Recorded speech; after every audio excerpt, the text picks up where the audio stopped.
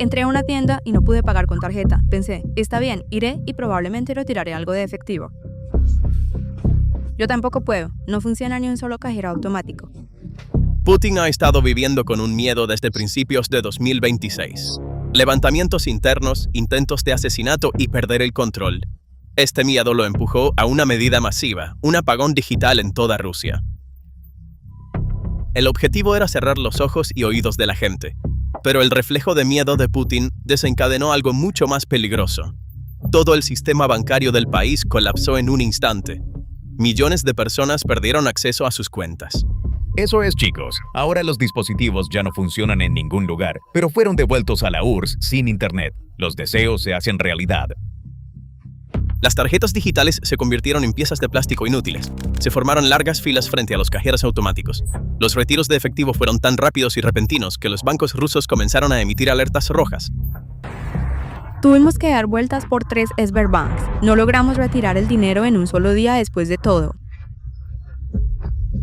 Y el director ejecutivo del banco más grande de Rusia rogó públicamente al Kremlin que impidiera que el público vaciara sus cuentas. Este colapso no vino de afuera. No fue un ciberataque. Ni siquiera fue obra de Ucrania. Putin golpeó su propia infraestructura financiera con el arma de su propio miedo y dejó a millones de personas varadas en las calles.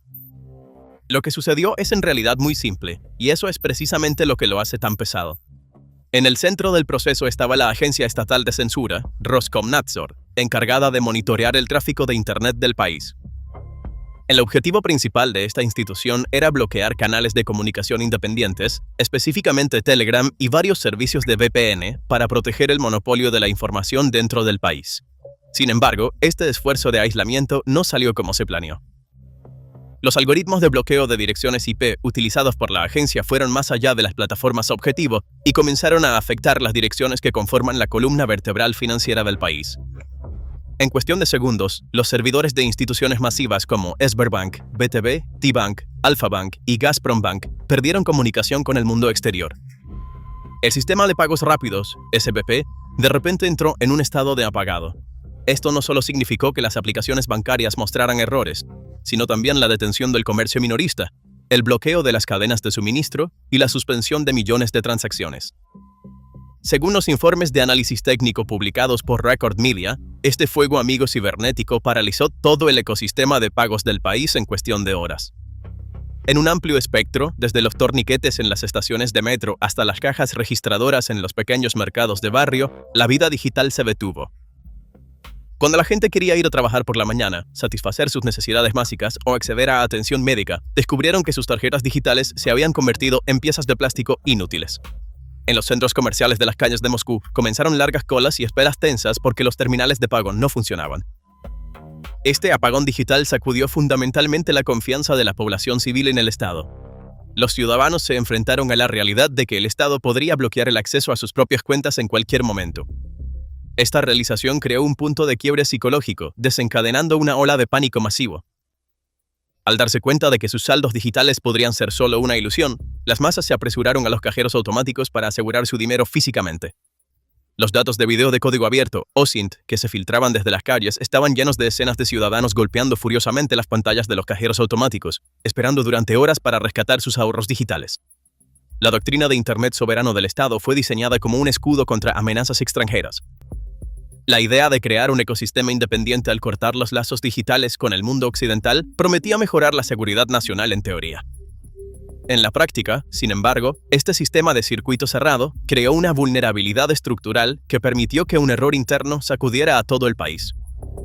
El intento del gobierno de cortar el flujo de información impidió que los ciudadanos accedieran al pan y la medicina.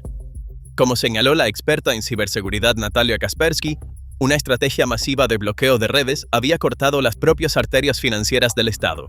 El hecho de que Sergei Kirienko esté bloqueando el Internet actualmente es un gran error. Examinar el aspecto técnico del evento revela cuán arriesgadas son las intervenciones en los protocolos de enrutamiento IP. Las amplias restricciones de red destinadas a bloquear un servicio de VPN cortaron los servicios en la nube del banco y las conexiones de API. Los sistemas de respaldo y los escenarios de recuperación ante desastres de las instituciones financieras no estaban diseñados para una crisis interna como esta. Mientras la arquitectura de defensa cibernética se centraba en ataques externos, la ola de censura desde dentro golpeó el punto ciego del sistema. La reacción del público fue radical, independientemente de la duración del fallo técnico. Un apagón de unas pocas horas sacó a la superficie años de desconfianza acumulada. Imágenes circulando en las redes sociales mostraban escenas de ciudadanos gritando a los cajeros y rebelándose porque no podían llamar a una ambulancia. No entiendo. Ni siquiera hay un servicio celular regular en ningún lugar. Es imposible llamar a una ambulancia o llamar al niño.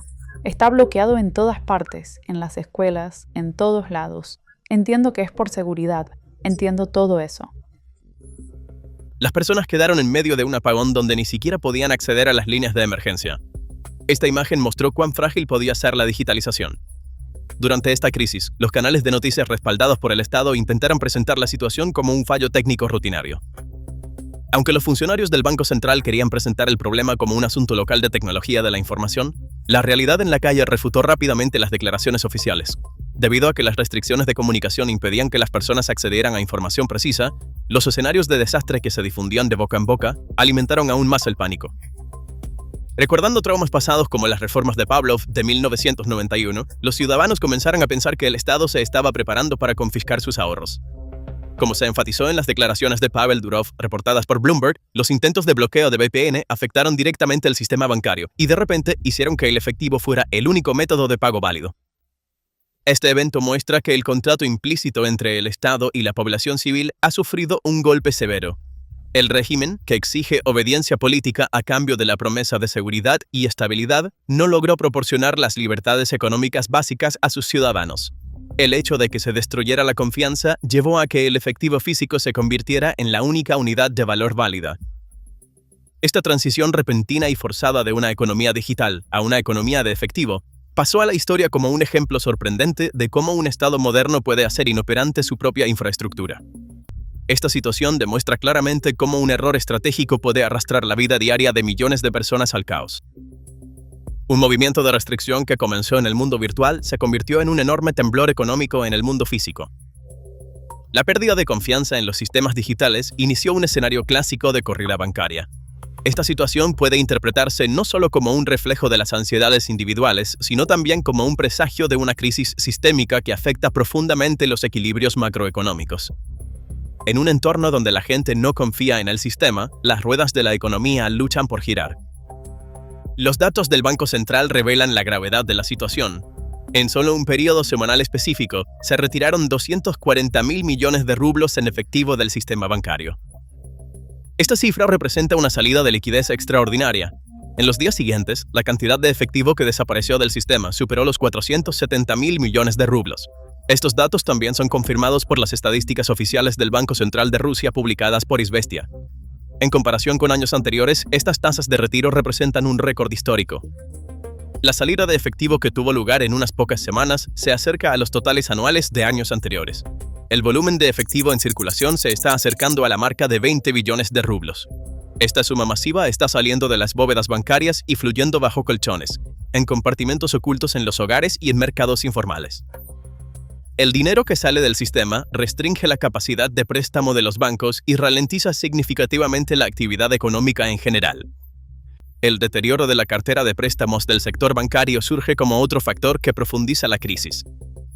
La proporción de préstamos morosos, NPL, ha superado el nivel del 11%, mientras que incluso un ratio del 5% en los estándares financieros internacionales se considera un umbral de auditoría serio. Un ratio de préstamos no productivos a este nivel indica que una parte significativa de los préstamos comerciales se ha vuelto incobrable. Las empresas que no pueden pagar sus deudas crean enormes agujeros en los balances de los bancos. A los bancos que luchan por mantener la rentabilidad, les resulta aún más difícil satisfacer las demandas de efectivo de los depositantes, creando un ciclo vicioso que alimenta la crisis de confianza. La transición a una economía en efectivo debilita las capacidades del Estado para la recaudación de impuestos y la auditoría financiera. Mientras que las transacciones digitales pueden ser rastreadas y grabadas, las transferencias de efectivo físico permanecen en gran medida sin registrar. Los ciudadanos y las pequeñas empresas comienzan a realizar transacciones en efectivo para protegerse de las intervenciones del Estado. Esta situación lleva a pérdidas significativas en los ingresos presupuestarios. El presupuesto estatal, ya con un déficit debido a los gastos de guerra, se ve aún más presionado con la disminución de los ingresos fiscales. La gente prefiere sentirse segura con efectivo en lugar de mantener sus ahorros en el banco.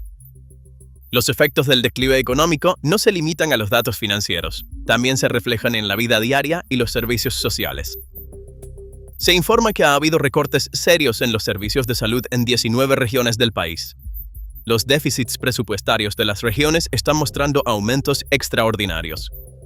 El cierre de hospitales, la interrupción en el suministro de materiales médicos y la incapacidad para pagar los salarios del personal de salud demuestran que el sistema ha perdido su capacidad para proporcionar servicios básicos a los ciudadanos. Estas crisis presupuestarias locales muestran que el problema ha desbordado las fronteras de la capital Moscú y se ha extendido a las provincias, directamente a las cocinas de la gente local. Estos recortes masivos en los presupuestos de salud y del gobierno local tienen el potencial de provocar disturbios sociales. La contracción en el sector real también se manifiesta en despidos masivos. Las empresas que detienen la producción, la ruptura de las cadenas de suministro y la contracción de la demanda interna hacen que cientos de miles de personas pierdan sus empleos. Se espera que 105.000 despidos indiquen que la actividad económica ha sido gravemente dañada. La gran mayoría de las pequeñas y medianas empresas afirman que han experimentado una caída en los ingresos y están considerando cerrar sus negocios. Este panorama pesimista en el mundo empresarial señala que la crisis de liquidez se convertirá en una destrucción del empleo a largo plazo. A la luz de estos datos, se puede ver claramente que lo que está sucediendo no es una restricción temporal de liquidez. Se está experimentando una etapa crítica del proceso de 5 etapas de corrida bancaria señalado por los economistas. El aumento de préstamos incobrables, las instituciones que caen en dificultades de pago, el público acumulando efectivo y, finalmente, las corridas en las ventanillas de los bancos muestran paso a paso cómo una economía puede ser devastada desde dentro. La parálisis de la infraestructura civil significa que la factura de la guerra se carga directamente sobre los hombros del público. El rápido aumento de los precios de los alimentos en los mercados, las dificultades para acceder a bienes de consumo básicos y los salarios que se desvanecen frente a la inflación aumentan el estrés en la sociedad. Los rumores de que los depósitos se bloquearán en certificados estatales dentro de ciertos límites y las alegaciones de que los límites de retiro diario están restringidos llevan la confianza pública en el sistema a un estado de aniquilación. Esta pérdida de sangre en el sistema financiero pone bajo presión los recursos vitales que el gobierno necesita para sostener sus proyectos a largo plazo. Como se indica en los informes de los medios de United 24, el aumento de bloqueos de cuentas bajo el pretexto de medidas antifraude se evalúa como uno de los principales factores que alimentan este ambiente de desconfianza. El análisis a nivel macro de los desarrollos no solo presenta una imagen de una crisis financiera, sino que también señala problemas estructurales profundos en el funcionamiento central del aparato estatal. Mientras el ciudadano de a pie espera durante horas frente a los cajeros automáticos y lucha por necesidades básicas, la situación de las élites en la cima del sistema crea un marcado contraste. Esta desigualdad se destaca como una de las principales líneas de falla que cuestionan la resiliencia de la administración. Los oligarcas, que forman la élite del país, continúan aumentando su capital, sin verse afectados negativamente por la turbulencia creada por la economía de guerra. La concentración de recursos controlados por el Estado, la distribución de licitaciones y los sectores estratégicos en manos de este grupo reducido revela una transferencia masiva de recursos. Mientras el gobierno intenta mantener el dinero de los ciudadanos en los bancos, el hecho de que la clase oligárquica, compuesta por 155 multimillonarios, haya aumentado su riqueza en $68.600 millones desde el comienzo de la guerra, multiplica las interrogantes sobre a quién sirve el sistema. Como se detalla en los análisis de Jason Smart, esta situación revela una estructura distorsionada donde las élites se benefician de la crisis. Esta situación contradictoria se hace aún más evidente en la brecha entre la retórica de la máquina de propaganda y el estilo de vida de las élites. El hecho de que figuras que hacen llamados al nacionalismo y al sacrificio en las pantallas de televisión mantengan a sus familiares seguros en países occidentales erosiona la credibilidad a los ojos del público. El hecho de que propagandistas principales como Vladimir Solovyov llamen al público a quedarse en el país mientras sus hijos continúan sus vidas en Londres y los Estados Unidos, muestra cómo aquellos que se benefician del sistema tienen planes alternativos en tiempos de crisis. El cuello de botella económico que enfrenta Rusia alberga el riesgo de un colapso en cascada conocido en la teoría financiera como el efecto de huelga. La posibilidad de que una crisis de pagos en un sector derribe a otros sectores como fichas de dominó parece bastante fuerte. La incapacidad de las empresas para pagar sus deudas entre sí aumenta los activos tóxicos en los balances de los bancos. Esta reacción en cadena, combinada con la caída en los ingresos del comercio exterior, arrastra al Estado a un dilema estratégico. Este escenario de quiebra bancaria en cascada, sobre el cual una organización con sede en Moscú advirtió anteriormente, ya no es un peligro teórico, sino que comienza a reflejarse en los datos sobre el terreno. Los descuentos masivos en las exportaciones de energía a países aliados como China no logran proporcionar el ingreso de divisas esperado al presupuesto estatal. Moscú, cuyo margen de maniobra en la esfera geoeconómica se está reduciendo, se encuentra en un umbral crítico de decisión para pagar sus cuentas. Cuando se examinan escenarios realistas, aparecen dos caminos principales ante ellos. El primero es poner en marcha las imprentas y emitir más rublos. Este escenario podría desencadenar una espiral inflacionaria que derretiría rápidamente el poder adquisitivo del dinero. La segunda opción es acercarse a un incumplimiento real al luchar por cumplir con las obligaciones internacionales. Ambos caminos llevan señales que confirman que la estructura económica ha entrado en la fase de estrangulamiento. La disfunción de los mecanismos de control digital debilita la supervisión económica del régimen sobre la sociedad. La transición a una economía en efectivo aleja a los ciudadanos de la red de vigilancia estatal, creando áreas más flexibles e imposibles de rastrear. Este mercado negro incontrolable y el comercio orientado al efectivo dañan el modelo de financiamiento del Estado al socavar la recaudación de impuestos. Una estructura que golpea a su propio sistema bancario con las políticas de censura que implementa ha vuelto la asimetría tecnológica en su contra. El escudo de Internet soberano se convierte en un arma que asfixia el comercio interno en lugar de detener un ataque desde el exterior. Los cálculos estratégicos de Moscú se basaban en gran medida en la resistencia del frente interno. Sin embargo, los datos del campo muestran que se están empujando los límites de tolerancia del público hacia las dificultades económicas. Las operaciones exitosas de Ucrania contra puntos estratégicos como la refinería de Tuapse llevan los efectos de la guerra en el frente directamente a los precios del gas y la energía en el mercado interno. El costo de la guerra ya no se siente solo en las fronteras de los mapas, sino en las filas de los cajeros automáticos, la insuficiencia del sistema de salud y el poder adquisitivo que se derrite. El consentimiento social que el Estado espera a cambio de su promesa de estabilidad da señales de colapso ante el aumento de precios y las aplicaciones bancarias bloqueadas. Esta situación demuestra que los conflictos modernos no se ganan o pierden solo en las trincheras, y que el colapso de la infraestructura logística y financiera puede detener objetivos militares de amplio alcance. El rápido agotamiento de los recursos dentro del país y la sacudida de la confianza pública en el sistema financiero representan un proceso de crisis interna que es mucho más corrosivo que la presión física desde el exterior. Las bajas que sufren los soldados rusos contra los drones en el frente y la lucha económica que libra la población civil contra los bancos significan una guerra de desgaste de dos frentes para el Kremlin. La fortaleza del Internet soberano, considerada inquebrantable por la administración de Putin, ha sido herida por el boomerang de censura que lanzó ella misma. Lo que ocurrió no fue un simple fallo técnico, sino una fractura estructural provocada por una ambición extrema de control. Las multitudes esperando impotentes frente a los cajeros automáticos fueron testigos de que el contrato de confianza económica entre el Estado y el pueblo estaba siendo sometido a una dura prueba. Mientras la administración paralizaba su propia infraestructura financiera con la ambición de cortar el flujo de información, el público se refugiaba en el dinero en efectivo como un refugio seguro. Mientras las élites oligárquicas buscaban formas de proteger su riqueza, el ciudadano de a pie se quedaba solo en un entorno de caos creciente. Este suicidio digital tensa las arterias financieras que alimentan la máquina de guerra del Kremlin desde dentro. El enemigo no solo está más allá de las fronteras, puede estar oculto en los propios códigos del sistema, en la desconfianza que crea por sí mismo y en la fe menguante de sus ciudadanos. Bueno, ¿qué piensas sobre este tema? Comparte en los comentarios. Para estar informado sobre los análisis de PPR Global, no olvides suscribirte al canal y activar las notificaciones. Hemos llegado al final de nuestro video, pero nuestros análisis no terminan aquí. Si quieres escuchar estos archivos detallados donde PPR Global cubre desarrollos globales con la comodidad de un podcast durante tus largos viajes en coche o descansas durante el día, también te invitamos a nuestro canal de Spotify.